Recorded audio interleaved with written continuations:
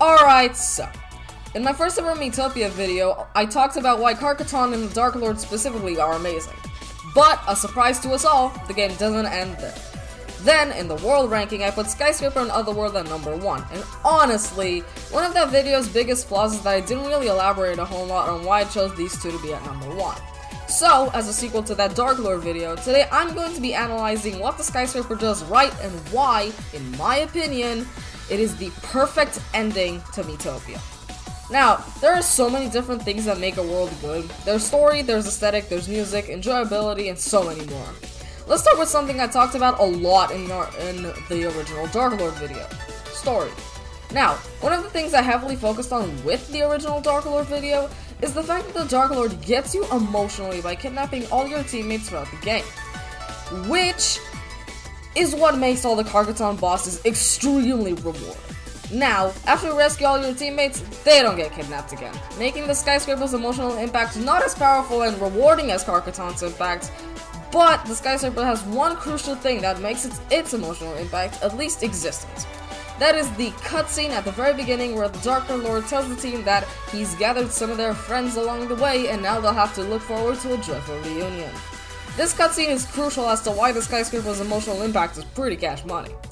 Anyways, the first boss to meet along their way is the Phantom of Evil, which is a major plot point due to you rescuing the ex-Dark Lord, and as a consequence, taking him as an ally, which adds a lot to the story since throughout the whole world, he tells you his insight on why the Dark Lord is, well, the Dark Lord.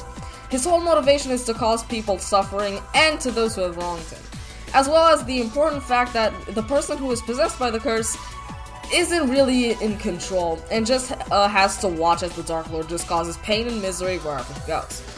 Aight, so after that, the team has to deal with a split up section where they are, guess what, split up. There are two bosses on this split.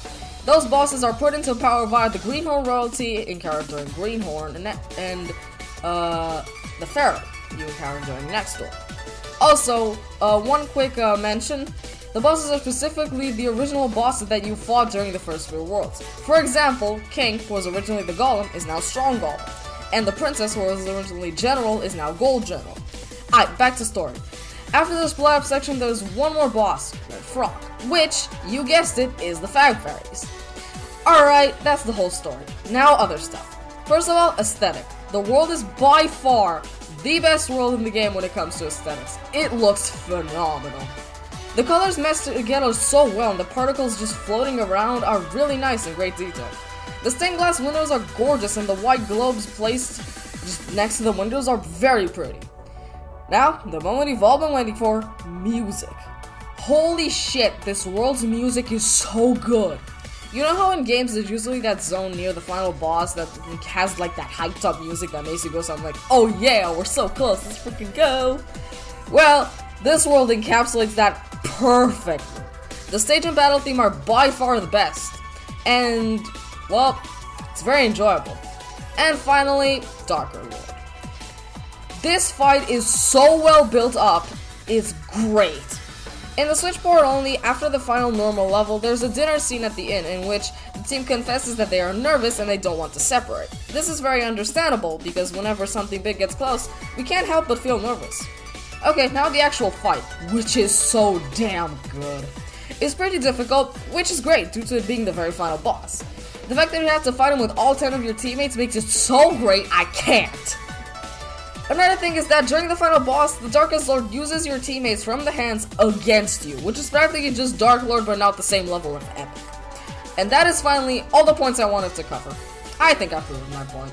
In my opinion, the Skyscraper is a perfect conclusion to Miitopia. Thanks for watching. Goodbye.